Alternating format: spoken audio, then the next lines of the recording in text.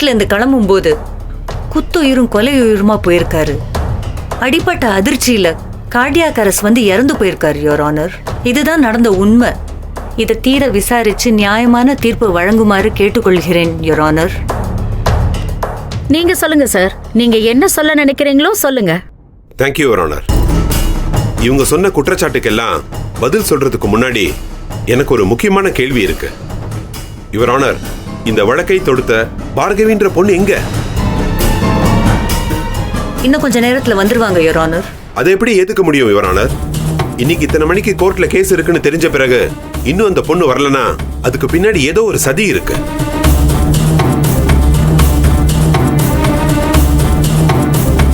என்ன சதி?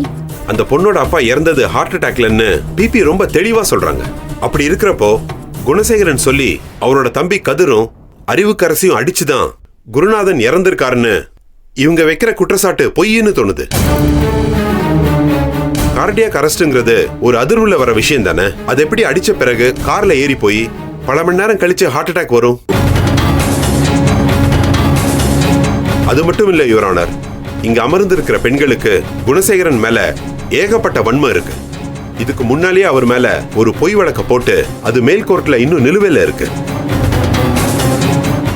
அந்த கேஸ்ல குணசேகரன் தரப்புல இருக்கிற நியாயத்தை உணர்ந்து குணசேகரன் அவர்களுக்கு சாதகமா தீர்ப்பு வந்துட்டா அவரை எதுவும் செய்ய முடியாதுன்னு பயந்துகிட்டு இப்ப பார்கவிங்கிற பெண் மூலமா பொய் கேஸ் போட்டிருக்காங்க யுவர் ஆனர். அந்த பொண்ணுக்கு இதுல விருப்பம் இருக்கிற மாதிரி தெரியல. ஏன்னா அவங்க அப்பா சாவுக்கும் குணசேகரனுக்கும் சம்பந்தம் இல்லைன்னு அந்த பொண்ணுக்கே தெரியும். இந்த பெண்களால நிர்பந்திக்கப்பட்டு தான் பார்கவி கம்ப்ளைண்ட் கொடுத்திருக்காங்கன்னு நான் சொல்றேன். Objection your honour. எதிர்த்தரப்பு வக்கீல் கொஞ்சம் நியாயமா பேசணும்னு நான் வலியுறுத்துறேன். Objection denied. முதல்ல அந்த பொண்ணு எங்கம்மா? வந்துட்டு இருக்காங்க யுவர் ஆனர். அதை எப்படி ஏத்துக்க முடியும்? கோர்ட் நேரத்தை வீணடிக்க யாருக்கும் உரிமை இல்லம்மா.